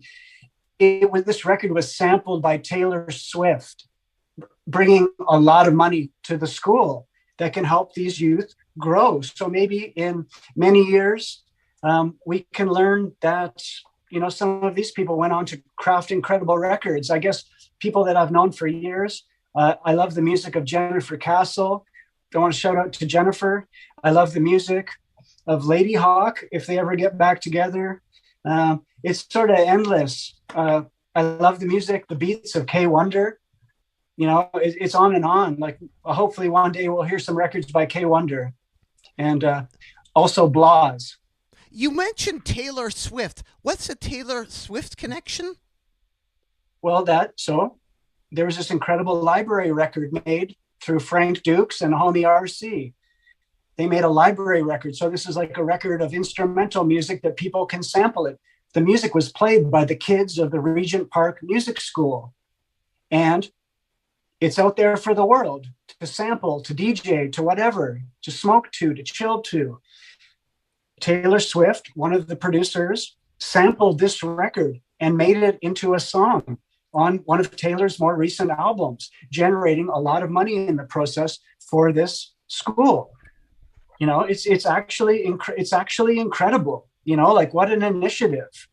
What an initiative, sharing music, making money for people, and saying in the future, some of these kids that grew up at the Regent Park Music School, they could be the next Drake. They could be the next Mishi Me. They could be the next Cipriano. You know what I mean? It's like, it's incredible. Like that music travels, it grows, it flows. And there's one other artist here. I'm just looking back a little bit on my Facebook. You can find me at Facebook on Kevin James House, if anyone ever wants to link with me there. But there's a new song that, I love this. Excuse me if I'm pronouncing the name wrong.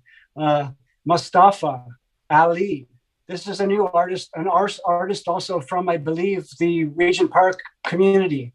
And this is some of the best music I've heard. So big shout out to Mustafa and Ali, and there's an album coming soon. So that's another extension of the question there. Thank you for thank everybody for your questions. It's nice to talk and nice to chat. Kevin, I was curious. I wanted to parlay how difficult it was for you to put together these compilations, especially like the Native North American and the Willie Dunn. It was done, a lot of it, through CBC and Willie Thrasher, CBC transcription records. Could you explain, it's not like Sumas Records where you get their back catalog and it's sitting in a vault or whatever. Could you explain these records? Like, the CBC put out some records. Whose idea was it? Because it's kind of like an incredible idea to have the government making records. And how hard were they to get at the time? And how many did they get pressed? Like, could you explain a bit about that? Because I think that's really important for people to know that, like, you don't just like grab some master tapes. You found these records everywhere and then compiled them. Yeah, like I'm like a record head, you know what I mean? Maybe that's a good way to say it. I'm a record head, and I've traveled around Canada, around the States a bit, but mostly I like digging in Canada. This is like the country that I was born into, and it's where I call home. And through that traveling and connecting with Indigenous artists, I actually learned more about the history of Canada and what it is. And I learned about Turtle Island, and I learned about colonialism. And I learned about, systemic racism, things that, white person of settler immigrant heritage. So we have a lot of work to do in those regards. So in my travels, I grew up in the 70s, 80s, 90s. I watched the CBC. So this is pre-internet. I watched television. I listened to radio. I read books. I dug for records. These were the ways, like records back in the day. That's just how people shared music. They didn't have Spotify. They didn't have Twitch. They didn't have YouTube. So vinyl records was a way that they would put music on there and we can listen to it and celebrate it, bring it to parties, dance, whatever. But the CBC started an initiative to record Canadian talent and put it on records, but not to sell it in stores. CBC has many different radio stations across Canada into the north, and they have affiliate stations around the world, in South America, in England, in Japan, et cetera, et cetera. So they would make what they're called broadcast transcription records. This is going back to the 50s. And they'd have these big ones, even 16-inch massive records. Later, they get to the vinyl area, the 12-inch era, and they start making these transcription records. So this is an original CBC transcription record, never sold in stores, but would be sent to all the different CBC radio stations around the world. And who does that feature? Well, this is a broadcast transcription of the late Willie Dunn. So this is the first time that the carver was heard. A lot of those records have like a narrator, don't they? The transcription records. Yeah, who is the narrator? These have a narrator. I believe it was John Barbarash, but also Willie's friend, Ojibwe media personality, Johnny Yesno, who's also passed away. Want to give a big shout out to Johnny Yesno's family. I think are still living in Thunder Bay. Johnny's brother is. So these are incredible. So they made hundreds of these, right? And they sent them all out to the CBC radio stations. But as time goes on, this became obsolete. They wanted to play new stuff. And then years later, we get cassettes, we get CDs, and these old vinyl records, they get thrown out, they get dumped, they're sold in garage sales, they're at thrift stores. The CBC got rid of their record library a few years ago. So over the years, these have trickled out. And when I was traveling across the country looking for records, when I saw something with the CBC logo, I just bought it. And I've amassed a sizable collection. In fact, like, I don't know, I've been championing these records for years, and I want the CBC to know that. And I'd like to put forth the challenge to CBC Music to engage me and my work, because it's being utilized on your airwaves, on programs, and celebrating these incredible musicians. So it's time for us to collaborate. CBC, Cipriano, Kevin, we should be doing some incredible work together, because I'm dealing with business affairs and it's challenging. I need to do cultural work. We can bring people together, we can celebrate, and you don't even need to see my face. We'll put the artist first right up front. But the CBC are sitting on an incredible wealth of music, and not a lot of people know about it anymore because it's viewed by obsolete as many. So the CBC won't play this anymore, but they will play this, right? So we can all bring it together and we can have some fun and we can enrich people's lives, the artists who made the music that inspired us, and not just the greats that we know and love, people like Willie Dunn, Willie Mitchell, Willie Thrasher, Eric Landry, lesser known artists. And let's celebrate the incredible history that exists on Turtle Island in Canada that we've all been a part of creating and collaborating with. It's time to start doing this. So much love to the CBC. And maybe it's time to start a record label again. And maybe I can help with that. And we can get some incredible music out there for the people where it belongs. Do they still have the master tapes? How many records did they put out? And are any records missing? Well, there's thousands of records, I would say. They did classical music, Nardwuar. They did folk. They did easy listening. They did a bit of everything. I don't think there was a lot of punk, to be honest, or whatever. There's country. It's an incredible, it goes back to the 50s. There's 45s, there's albums. It's incredible. I know there's issues with the musicians union and stuff like that. There's got to be a way to make this happen. In the early 2000s, the CBC Music had a great CBC Radio 3. They did some incredible online programming. That can be done in support. But the people out there around the world are looking for these records. They're really hard to find. There have been some bootlegs made about them, but we may as well do a project that can actually thank the artist and hopefully put some money in their pockets and create some jobs for people who care and are trying to do good things. I can show you one more CBC record. This is another, you mentioned a few weeks back, you mentioned the transcription stuff. So I pulled another Willie Dunn related CBC transcription. This is Stories of the Indians and Eskimos. And those are two words that we do not use today.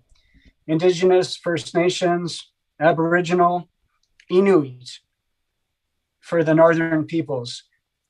This is a CBC transcription, a very rare sleeve.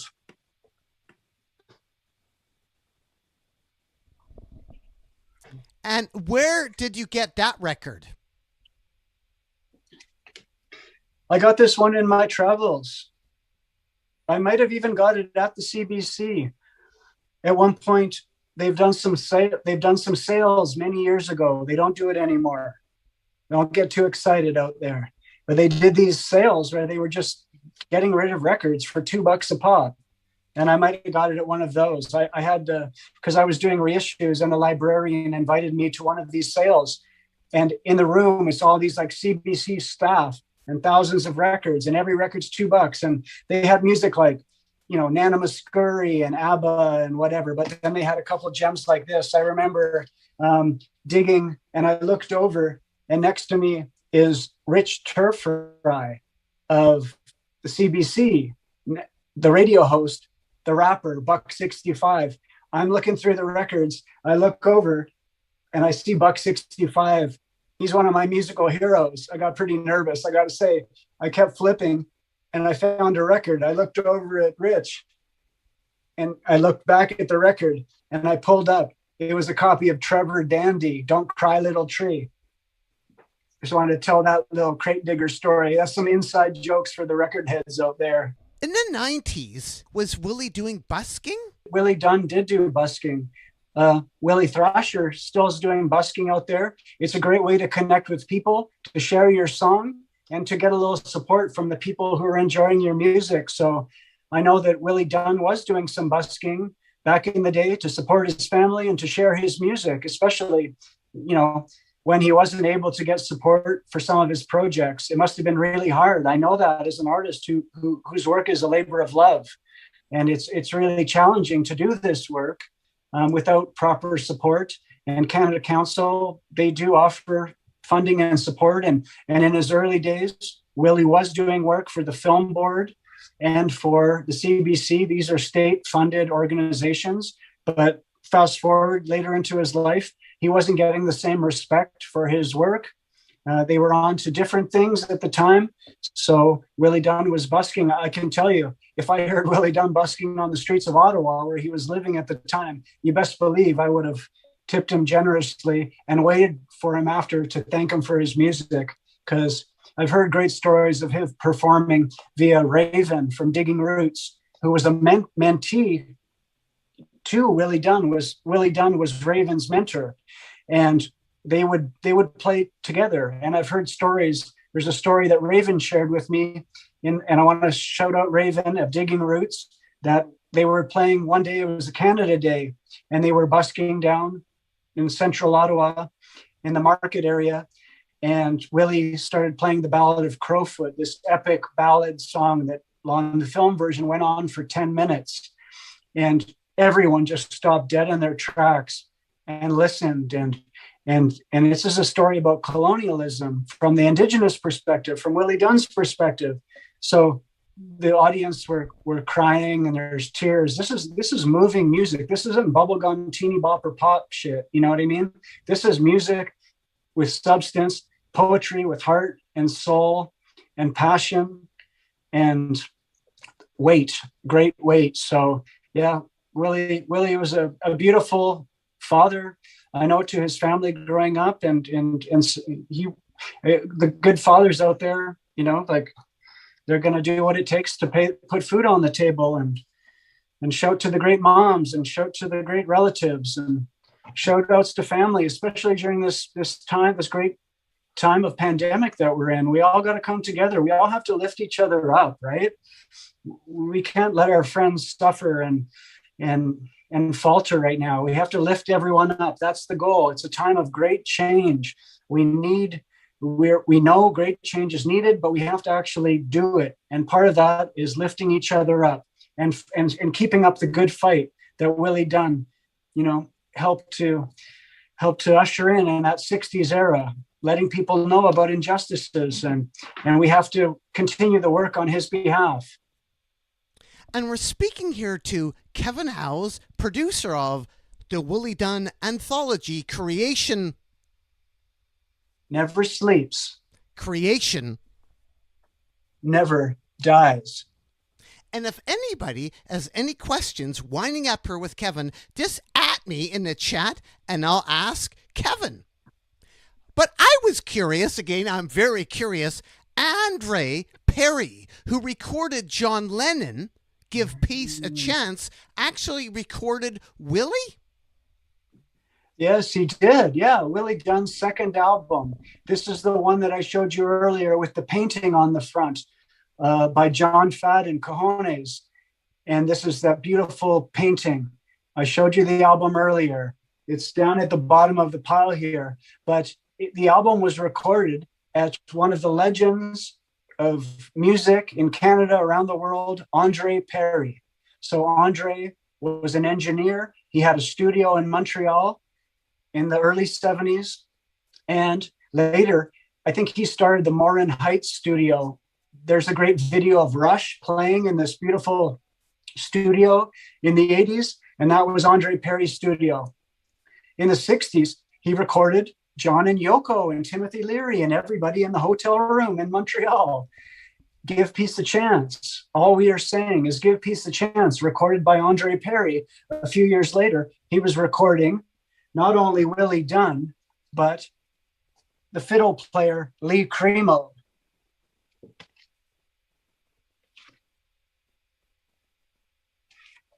Lee plays the fiddle on Willie Dunn's second album, as recorded by Andre Perry in Montreal. And look up Andre Perry. He's recorded probably hundreds of artists. One of my favorite is the Quebecois free jazz psychedelic group Linfonie. Can you describe Willie's production? And did you have access to his master tapes? And did you buy any Willie Dunn at Neptune Records? Because I noticed you thanked Rob Frith. Well, I wanted to thank Rob just because he's a great guy, and that he did bring me a Mariposa folk festival program that mentioned Willie Dunn. Rob has a great poster collection, and I was hoping he might have a Willie Dunn poster, and it may still be in his collection somewhere, but it didn't surface in time for the anthology. But he did bring me this awesome Mariposa program. I didn't get any Willie Dunn records at Neptune. I did buy a record by Gordon Dick on the National Film Board label that was featured on Native North America. The song Siwash Rock came from a record I purchased at Neptune. But no, I found them in my travels. Master tapes do exist in some capacities, but we also use vinyl records for this, as remastered by John Baldwin Mastering in the US, who did a great job. Master tapes exist for the first album. They were handed to me by Howard Cable, the original producer.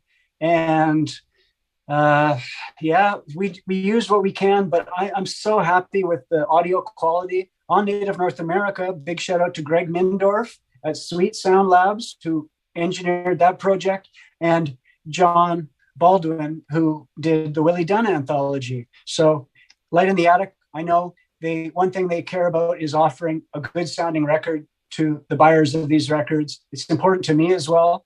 I'll be thinking about this with my Voluntary in Nature initiative, because we'll be sharing some records soon. But yeah, no, I think this Willie Dunn album is a knockout in sound and vision. It sounds great. And we have another comment, just a thank you for all his beautiful, sincere, and work and love for the families and friends. Luke Native. Oh, wow. Big shout out to Luke Native. He's an awesome person and supporter and music celebrator and DJ and record collector that I've gotten to know at the record shows in Vancouver, unceded Coast Salish territories.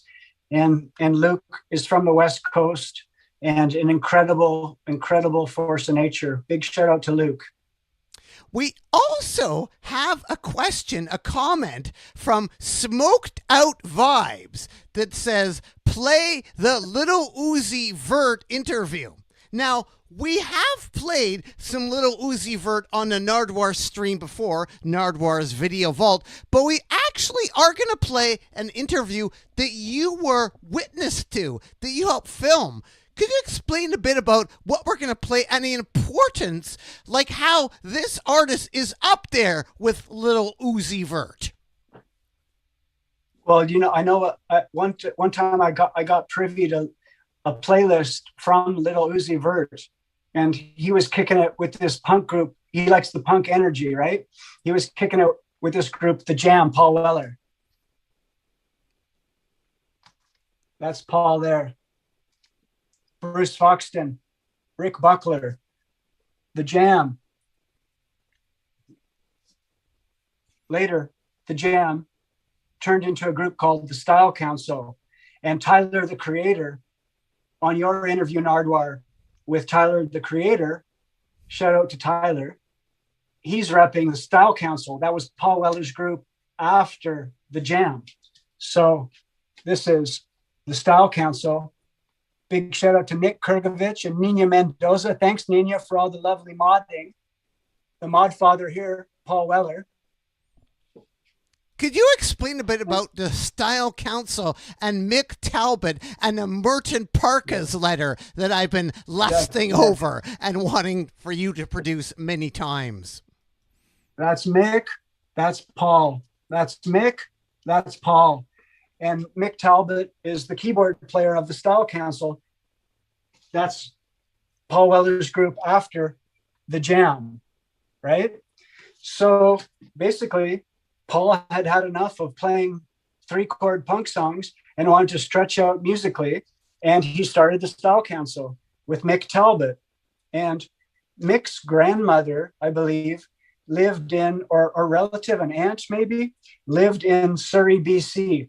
And one day I was digging through the records at Value Village, and I was digging and I found a Style Council, a 7-inch. I opened it up, and inside there was a press clipping from a newspaper and a note from Mick Talbot's relatives saying, "Oh, my grandson or my nephew Mick is part of this group, and you should check it out. They're playing on television in England." And it was this letter that I found. Sometimes when you open up the record inside, you can find some pretty amazing things. And when I found the Style Council 7-inch, I found a letter from Mick Talbot's relative, Jay Gunzik, DJ Limbo. You got that now. I love you, my brother. And anyways, Style Council are incredible. They got a lot of synthesizer and jazz influences. They had the singer DC Lee was part of it, Paul's wife at the time. You want to check out the song Long Hot Summer. That's what Tyler, the Creator, was repping, which is on this EP. This is the Japanese version of the Style Council mini LP, introducing the Style Council. That's Mick Talbot, and that's Paul Weller. And yeah, it was awesome to meet Paul Weller a few years ago, Nardwuar, with you at the Commodore. I was DJing, opening up for Paul Weller, and you did that awesome interview, I think, that you're going to share. So that's pretty cool. So it's like, remember, first came the Jam, and next came the Style Council. First came the Jam, and next came the Style Council. But then Paul Weller is still active, making music under his name, Paul Weller. So you should check out Paul Weller. And I know that Little Uzi Vert is listening to the Jam. And if not, wink, wink, that Little Uzi Vert should be listening to the Jam. And I think they have a lot in common, actually. And I know that Tyler, the Creator, is repping the Style Council. Nick Kurgovich is repping the Style Council. Cipriano is repping the Style Council. Jay Gunzik is repping the Style Council. Cesario Banieres is repping the Style Council. Zoltan is repping the Style Council. Vit is repping the Style Council. And all the mods out west are repping the Style Council. Tony Cison is repping the Style Council in SF or wherever you're at right now. Yeah, big love to Paul Weller. Peace. And coming up, I'm going to play on Nardwuar's Video Vault shortly my interview with Paul Weller from that night. And you were actually filming a bit of the interview as well. Yeah, I was DJing. I was the DJ at Paul Weller's two of his nights. Shout out to Ryan Belaski, my brother at Live Nation. I was DJing for Paul Weller. And then I was there and you were doing the interview. It was beautiful. It's an awesome interview because Paul definitely, like, sometimes he has what do you call it? They think he's stuck up or he's cranky. He has that, reputation with the media, which I understand sometimes because it's, whatever. Sometimes the questions aren't there. Not like you, Nardwuar. You ask the best questions, but Paul has this reputation. So I think even you might have been a little bit intimidated. But when the interview happened, Paul was so loving and he was so appreciative. He was having a blast and you were giving him some gifts. And oh, wow, that was a great trip, man. Thank you, Nardwuar, for all you do. Well, thank you for all the knowledge, Cipriano. And I was curious, actually, the Siwash Rock, do you have that? Or the Bunny Wailer or any other Jamaican? Because we're going to go out with some Bob Marley. Yes. My Gordon Dick, I want to give some big love to Gordon Dick out there in Chilliwack, a member of the Lil Want Nation. I don't have Gordon Dick right here. There's one record I'm going to show you as a tease for next time. Amazing. Narrated by Barbara Frum? Yeah. Excuse me, narrated by Barbara Frum? Frum. But I want to think Barbara Frum from As It Happens. Yeah, I don't think it's the same person, but come on, Canadian Rattlesnakes? Give me a break, man. I brought some odd records. Here's another good one. Good and Funny, Crazy Elmer. Where is that from?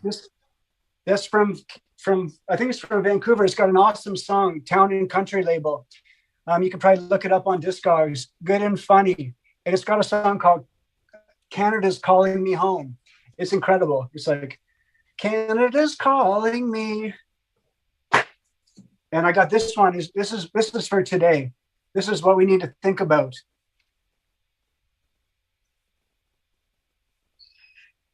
What is money anyway? In French, l'argent, c'est quoi en réalité? What is money anyway? Something to think about. I want to give a big shout out to Seekers International. This record just got repressed and sold out instantly. Another challenge for the CBC. Start playing Seekers International, a legend in England, in Europe, and in Japan. Richmond, BC based, and it isn't getting any play in Canada. A joke. They just sold this. They just sold over 1,000 copies of this in 1 minute, and CBC is not even playing Seekers International. We got to get some Seekers love happening here. And Madlib sampled Bobby Humphrey, and you guys sampled Madlib. Yeah. For Cult Shit. Yeah. Stepping Into Tomorrow. It was number 10 off Madlib's Shades of Blue album. And yeah, he sampled Bobby Humphrey, and it's really good. That's a Mazel Brothers production. They're amazing. Talented creator, quote, hope my mom don't catch me trying to set mood. Little red tube, fuck lotion, I don't need... Lube. What is that from? I said that. What song is that? Cold Shit? Tamale. What verse is that? Damn, what verse is that? That has to be the last verse. But then is that? Yeah, that has to be the last verse. I never performed that, so I forgot. But you do need lube. I mean, I guess you don't. You can just go dry dick hand and shit. Do you go dry dick hand? I have something to help you with that, Tyler the Creator. Some bacon lube for you. You're a sketch. You put bacon juice on your dick, huh, Nardwuar? That's for you. Nah, nigga. You got that. You was like, oh, let me grab this. Because you love the bacon. You haven't given up on bacon, have you? No, I slowed down, but I still eat bacon probably like once a day. Can't lie. And Tyler, speaking of sex and stuff, did you see what they have here? The Ja Rule condom? Have you seen that? Wow, Thug Lovin'. This is off of his 4th album, the one where he's leaning on the fucking thing, I think. No, Thug Lovin'. Is that what? No, that's not what Case. That's off Pain Is Love. Thug Lovin'. Which song is that? Is that the one with fucking Bobby Brown? Where they're on the fucking roof with the helicopter? Yeah, that's Thug Lovin'. Pop Niggas, number 4, produced by the Neptunes, is on there. One of the worst Neptunes beat ever. That song fucking sucks. It's off that album. What is that album called? Anyway, this Ja Rule condom's tight. Fuck a thug bitch to this shit. Or just put it on my dick and listen to the greatest hits of Murder Inc. and dance around my room. Ba-boom. Yeah. And here's an important gentleman I want to ask you about, Tyler. Ronnie McNair. What can you say about Ronnie McNair? He's fire. I was just listening to Since I Don't Have Your Love by him today. He's sick. Sagittarian Affair is another good track by this nigga. He's really good. Look at this nigga. Niggas from the 70s are crazy. He's tight.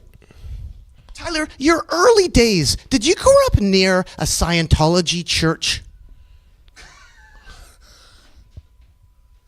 I don't think it was one in Hawthorne, but I'm scared to say it because Scientology niggas are kind of just weird, and I don't want nobody to kill me.